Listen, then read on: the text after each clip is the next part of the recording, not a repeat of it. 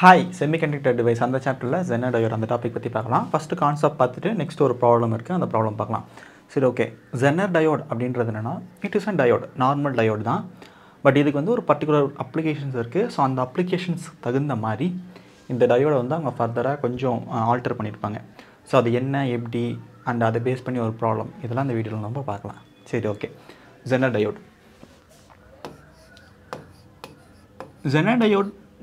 அப்படின்ற இந்த ஜெனர் அப்படின்ற பேரே நம்ம ஆல்ரெடி பிரேக் டவுனில் வந்து பார்த்துருக்கோம், genre break down.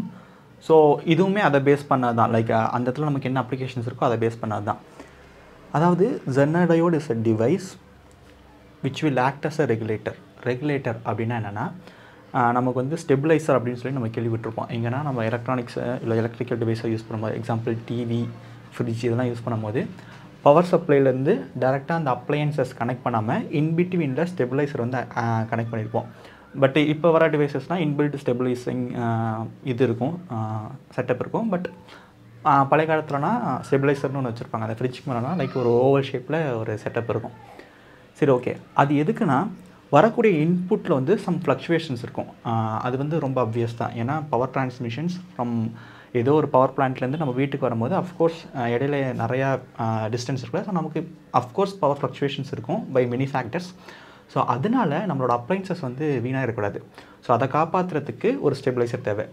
Similarly genre diode அப்படி தான். அந்த இடத்துல ஸ்டெபிலைசர் அப்படின்றது ஒரு லார்ஜ் ஸ்கேல், ஒரு லார்ஜ் வோல்டேஜில் ட்ரைவ் பண்ணுறது டிவைஸுக்கு ஸ்டெபிலைசிங்னா அந்த ஃப்ளக்சுவேஷன்ஸ் வந்து தடுத்துட்டு ஸ்டெபிலைசருக்கு அப்புறம் நமக்கு வந்து லீனியராக ஒரு இன்புட் கிடைக்கும். லீனியரானா டில் 220 ஏசி தான். பட் அதில் ஃப்ளக்சுவேஷன் இருக்காது. 260 இந்த இடத்துல 150 அது மாதிரி வராமல் 220ல் ஏசி வரும். பட் அந்த இடத்துல ஸ்டெபிலைசர் அப்படின்றது லார்ஜ் வோல்டேஜில் ட்ரைவ் ஆகக்கூடிய அப்ளையன்சஸ்க்கு, ஃப்ரிட்ஜ், டிவி, ஏசி இது மாதிரி இருக்குது. பட் இந்த இடத்துல ஜெனர் டயோட் அப்படின்றது ஒரு ரெகுலேட்டர். அந்த இடத்துல என்ன ஸ்டெபிலைசர் வேலை பண்ணுதோ அதே தான் இந்த இடத்துலேயும் பண்ணும். பட் இந்த இடத்துல நம்ம இந்த ஜெனர் டயோட் எங்கே யூஸ் பண்ணுவோம்னா லைக் எலக்ட்ரானிக் சர்க்யூட்ஸ்க்கு. அதாவது ரொம்ப 10 வோல்ட் 20 வோல்ட் அவ்வளோதான் இதோட கெப்பாசிட்டியாக இருக்கும். ஸோ இதை வச்சு உங்களால் பெருசாக எந்த இதுவும் பண்ண முடியாது. நம்ம சார்ஜ் பண்ணுறதோ டிஸ்சார்ஜ் பண்ணுறதோ இல்லை டிவியோட வைக்கவோ அதெல்லாம் முடியாது ஜெனர் டயோட் வச்சு. பட் நமக்கு ஒரு குட்டி எலக்ட்ரானிக் சர்க்யூட்டுக்கு வரக்கூடிய இன்புட்டில் ஃப்ளக்சுவேஷன்ஸ் இருந்தால் அதை தடுக்கிறதுக்கு we can use this genre diode as a voltage regulator. அது எப்போ ஆக்ட் ஆகும்னா நமக்கு ரிவர்ஸ் பயாஸ். ஓகே, ரிவர்ஸ் பயாஸில் தான் this genre diode act as a regulator. அதோட சிம்பிள் எப்படி இருக்குன்னா இப்படி இருக்கும். இது வந்து ப்ளஸ், இது வந்து மைனஸ். ஸோ இங்கே பாருங்கள், இது வந்து நான் இப்படி கனெக்ட் பண்ணுறேன் பேட்டரியோட. இது என்ன பயாஸ்? Forward bias. இந்த ஃபார்வர்ட் பயாஸில் இந்த zener diode will act as a normal diode. நம்ம நார்மல் டயோட எப்படி பார்ப்போமோ அதே மாதிரி தான் பார்க்கணும். பட் இன் ரிவர்ஸ் பயாஸ், இதுதான் ரிவர்ஸ் பயாஸ். இன்னும் ரிவர்ஸ் பயாஸ் போடல. இதுதான் ரிவர்ஸ் பயாஸ். அது minus plus. So higher potential, lower potential, அந்த பயாஸிங் பற்றி உங்களுக்கு தெரிஞ்சிருக்கும். ஸோ இந்த இடத்துல இது வந்து டயோட ஆக்ட் பண்ணாது. It will act as a voltage source. அது வந்து ஒரு சோர்ஸாக மாறிடும். சப்போஸ் இந்த இடத்துல வி அப்படின்றது நமக்கு அப்ளை பண்ணக்கூடிய வோல்டேஜ், அதாவது ஜெனர் டயோடுக்கு அக்ராஸாக நம்ம கொடுக்கக்கூடிய வோல்டேஜ். இந்த VZ அப்படின்றது டயோட் வோல்டேஜ் அப்படின்னு சொல்லுவாங்க. ரேட்டட் வோல்டேஜ் அப்படின்னு, அதாவது zener diode rated voltage.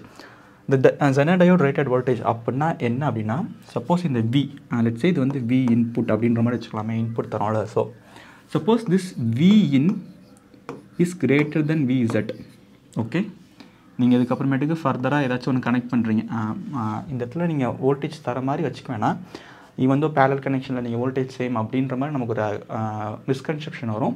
Just இந்த இடத்துல சப்ளைன்னு தராமல் இந்த வோல்டேஜ் அக்ராஸ் திஸ் டயோடுன்ற மாதிரி ஞாபகம் வச்சுக்கோங்க. இதுக்கு வந்து ஒரு சர்க்யூட் நெக்ஸ்ட் எக்ஸ்பிளைன் பண்ணி அதை இன்னும் ஃபர்தராக எக்ஸ்பிளைன் பண்ணுறேன். பட் இப்போதைக்கு இதை மட்டும் நம்ம ஞாபகம் வச்சுக்கலாம். இந்த இடத்துல R அப்படின்ற ஒரு ரெசிஸ்டன்ஸ் இருக்குது. Suppose Vin is greater than VZ, then voltage across the resistance will be VZ. உங்களுக்கு புரியுதா? அதாவது அந்த VZக்கு மேலே நம்ம அந்த ஜெனர் டயோடுக்கு அக்ராஸாக வோல்டேஜ் தரணும். அப்போ தான் அது ரெகுலேட்டராக ஆக்ட் ஆகும். அப்போ தான் நமக்கு even though this Vin can be any thing, எதுவாக வேணால் இருக்கலாம். But VR will be VZ. எந்த கண்டிஷனில்? Vin is greater than VZ. அந்த கண்டிஷனில் if Vin is less than VZ, less than VZனா இங்கே பாருங்கள், லெஸ் தென் VZனா இந்த சர்க்யூட் வந்து டிஸ்கனெக்ட் ஆகிரும். அதாவது நார்மல் டயோட் மாதிரி. டயோட் இன் ரிவர்ஸ் பயஸில் நம்ம ஜஸ்ட் ஓப்பன் சர்க்யூட்டாக கன்சிடர் பண்ணுவோம்ல, அது மாதிரி ஓப்பன் சர்க்யூட்டாக கன்சிடர் பண்ணிட்டு now the voltage across the resistance will be VN. So இது பேசிக்கான ஐடியா. அண்ட் எகேன் நான் சொல்கிறேன், இந்த இடத்துல நீங்கள் VN அப்படின்றது நீங்கள் ஒரு அப்ளை பண்ணக்கூடிய பவர் சப்ளை தான் கன்சிடர் பண்ணாதீங்க. ஜஸ்ட் இந்த ஜெனர் டயோடுக்கு அக்ராஸாக இருக்கக்கூடிய வோல்டேஜ் அப்படின்ற மாதிரி மட்டும். சரி, ஓகே, லைக் இதுதான் பேசிக் கான்செப்ட். இது புரிஞ்சால் தான் நம்மளால் ப்ராப்ளம் சால்வ் பண்ண முடியும். பட் இது புரியாமல் ஜஸ்ட்டு சும்மா மனப்பாடம் பண்ணி சால்வ் பண்ணலாம். ஏன்னா எப்படி சொல்கிறது, நீங்கள் மெடிசின்ஸ் தான் படிக்க போகிறீங்க. மெடிசின்ஸில் உங்களுக்கு வந்து ஜெனர் டயோட் அப்போல்லாம் கொஷின்ஸ் கேட்க மாட்டாங்களே. ஸோ ஜஸ்ட்டு பட் ஆனால் புரிஞ்சு படிக்கும்போது நமக்கு வந்து டிஃப்ரெண்ட் டைப்ஸ் ஆஃப் ப்ராப்ளம், நீங்கள் ஆல்ரெடி ப்ராக்டிஸ் பண்ண ப்ராப்ளம் இல்லாமல் வேறு டெம்ப்ளேட்டில் ப்ராப்ளம் கொடுத்தா உங்களால் சால்வ் பண்ண முடியும். ஸோ அதுதான் ஒரு ஆடட் அட்வான்டேஜ். மற்றபடி பெருசாக ஒன்றும் இல்லை. Okay, fine. இப்போ ஜெனர் டயோட் அஸ் வோல்டேஜ் ரெகுலேட்டருக்கு ரொம்ப ஃபேமஸான ஒரு சர்க்யூட் இருக்குது. என்னென்னா,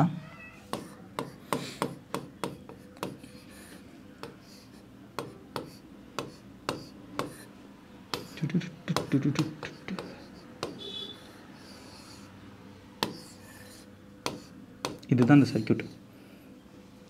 அதாவது இந்த இடத்துல நமக்கு zener diode which is in reverse bias. So இதுக்கு வந்து ஒரு ஆல்ரெடி சொன்ன மாதிரி ரெகுலேட்டட் வோல்டேஜ், ஜெனர் வோல்டேஜ் அப்படின்னு ஒன்று இருக்கும். இது வந்து லோட் ரெசிஸ்டன்ஸ். இது வந்து சீரியஸில் ஜஸ்ட் ஒரு ரெசிஸ்டன்ஸ் கனெக்ட் ஆகிருக்கு. இது வந்து VN. ஓகேயா? இப்போ நான் ஆல்ரெடி சொன்ன மாதிரி நான் சொன்னல ஆல்ரெடி ஒரு ஜெனர் டயோட் அப்படின்றது ஒரு வோல்டேஜ் ரெகுலேட்டர். அந்த வோல்டேஜ் ரெகுலேட்டர் வந்து ஒரு குட்டி இல்லை ஒரு பெரிய எலக்ட்ரானிக் சர்க்யூட் கூட ஒரு constant power voltage source act ஆகும். ஸோ அந்த வோல்டேஜ், அந்த கான்ஸ்டண்ட்டாக நம்ம வோல்டேஜ் சோர்ஸ் தரோம்ல ஒரு எலக்ட்ரானிக் சர்க்யூட்டுக்கு, அதுதான் இந்த லோடு. அந்த லோடு அப்படின்னு நம்ம ஜென்ரலாக மென்ஷன் பண்ணுவோம். பட் நம்ம இங்கே செமிகண்டக்டர் எலக்ட்ரானிக்ஸில் ஒரு எலக்ட்ரானிக் டிவைஸாக இருக்கலாம், ஒரு மைக்ரோ கண்ட்ரோலாக இருக்கலாம், மைக்ரோ ப்ராசஸராக இருக்கலாம், இல்லை ஜஸ்ட் ஒரு குட்டி மதர் போர்டு வச்சு ஏதாச்சும் ஒரு சிம்பிள் சர்க்யூட்ஸாக இருக்கலாம். ஸோ அதுதான் அது. சரி, ஓகே, ஃபைன். அண்ட் இந்த இடத்துல நான் ஆல்ரெடி சொன்ன மாதிரி இன்னொரு ஐடியா கூட உங்களுக்கு வரலாம். அந்த இடத்துல நீங்கள் ஸ்டெபிலைசர்னு சொன்னீங்க. ஸ்டெபிலைசர் என்ன பண்ணுன்னா ஸ்டில் 220 வோல்ட் ஏசி தான் தரும். பட் இது வந்து உங்களுக்கு ஏசி தராது, கான்ஸ்டண்ட்டாக ஒரே ஒரு டிசி தான் தரும். ஏன் ஏசி தராதுன்னா, நமக்கு ஏசி தேவை கிடையாது. நீங்கள் எந்த ஒரு எலக்ட்ரானிக் டிவைஸில் நீங்கள் யூஸ் பண்ணுறதா இருந்தாலும் யூ ஒன்ட் பெர்ஃபார்ம் ஏசி இந்த ஏசி வச்சு நம்மளால் ட்ரைவ் பண்ண முடியாது எலக்ட்ரானிக் சர்க்யூட்ஸை. ஒன்லி டிசி வச்சு தான் நம்ம வந்து பண்ண முடியும். ஈவன் தான் நீங்கள் உங்கள் சார்ஜர் கூட ஒரு இதே எடுத்துக்கலாம். அதாவது உங்கள் சார்ஜரில் வந்து என்னவாக இருக்கும்னா, ஃபஸ்ட்டு ஒரு ட்ரான்ஸ்ஃபார்மர் இருக்கும். அந்த ட்ரான்ஸ்ஃபார்மர் என்ன பண்ணுன்னா, அந்த 220 வோல்ட் வந்து ரெடியூஸ் பண்ணும். ஸ்டில் ஏசியாக தான் இருக்கும் ட்ரான்ஸ்ஃபார்மர்லேருந்து அவுட்புட் எடுக்கிறது. அந்த ட்ரான்ஸ்ஃபார்மர் ஃபர்தராக ஒரு ரெக்டிஃபையர், நம்ம புக்கில் படிக்கிற ரெக்டிஃபையர் இருக்குல்ல, ஃபுல் வேவ் ரெக்டிஃபையரோ ஹாஃப் வேவ் ரெக்டிஃபையரோ அது மாதிரி இருக்காது. ஜஸ்ட் அதுக்குன்னே ஒரு ஐசி மாதிரி கொண்டு வந்திருப்பாங்க. இப்போ எதுக்கு நான் அதெல்லாம் சொல்கிறேன், சரி சும்மா சொல்கிறேனே, ஜஸ்ட்டு தெரிஞ்சுக்கோங்க. ஐசி மாதிரி இருக்கும். அந்த ஐசி என்ன பண்ணுன்னா, அந்த ஏசியை வந்து ஃபர்தராக டிசியாக மாற்றும். ஸோ அந்த டிசி தான் நமக்கு வந்து நம்ம ஃபோனில் வந்து சார்ஜராக இருக்குது. நீங்கள் ஜஸ்ட் ஒரு சார்ஜரோட ஒரு இன்டீரியர் ஸ்ட்ரக்சர் அப்படின்னு ஜஸ்ட் கூகுள் பண்ணி பார்த்தீங்கன்னா உங்களுக்கு அழகான ஒரு அண்டர்ஸ்டாண்டிங் கிடைக்கும். சரி, ஓகே, ஃபைன். இப்போ இந்த சர்க்யூட்டை வந்து ஃபர்தராக எப்படி பிரேக் டவுன் பண்ணுறது அப்படின்னா, ஃபஸ்ட்டு இந்த இடத்துல என்ன வோல்டேஜ் அப்படின்றத நான் வந்து கண்டுபிடிக்கணும். அதை வந்து நான் ஒரு வேரியபிள் வச்சு அசைன் பண்ணுறேன். அந்த variable is nothing but just V நான் ஆல்ரெடி டிஸ்கஸ் பண்ணியிருக்கேன், வோல்டேஜ் டிவைடர் ரூல். அதை வச்சு பார்க்கும்போது V can be RL divided by R plus RL into VN. ஓகேவா? லைக் நீங்கள் ஃபஸ்ட்டு வந்து இது கண்டுபிடிச்சிக்கணும். உங்களுக்கு ஃபஸ்ட்டு ஸ்டெப் வந்து இது தான். இப்போது செகண்ட் ஸ்டெப் என்னென்னா, இந்த V கிரேட்டர் தென் VZ அப்படின்னு பார்க்கணும், இல்லை இந்த V லெஸ் தென் VZ அப்படின்னு பார்க்கணும். அதுக்கப்புறமேட்டுக்கு நான் ஆல்ரெடி போன ஸ்லைடில் இல்லை, இதுக்கு முன்னாடி டிஸ்கஸ் பண்ண மாதிரி தான். Suppose V is greater than VZ, then this is the voltage drop across RL. So just VL மட்டும் மென்ஷன் பண்ணிக்கிறேனே. So VL will be VZ. So suppose if V is less than VZ, then VL will be V. So இது நீங்கள் பேசிக்காக ஞாபகம் வச்சுக்கோங்க. Second step. இதுக்கப்புறமேட்டுக்கு நமக்கு normal ஓம்ஸ்லா, நார்மல் கிர்ச்சாஃப்ஸ் கரண்ட்லா, ஸோ அதை பேஸ் பண்ணி நம்ம வந்து ப்ராப்ளம் போட்டுடலாம். ஓகே, இதுக்கப்புறமேட்டுக்கு அது எப்படி ப்ராப்ளமாக மாறும் அப்படின்னா, இங்கே பாருங்கள், இது இந்த ரெசிஸ்டன்ஸ் வழியாக போகக்கூடிய கரண்ட் வந்து IR அப்படின்னு வச்சுக்கலாம். இது ஃபர்தராக இங்கே போகும்போது IL போகும், இங்கே போகும்போது IZ போகும். ஸோ இந்த இடத்துல பாருங்கள், நமக்கு வந்து கிர்ச்சாஃப் கரண்ட்டில் வந்து யூஸ் பண்ணி தான் அதை நம்ம ஸ்ப்ளிட் பண்ணியிருக்கோம். And this IL can be return as VL divided by RL. Okay, and this IR can be written as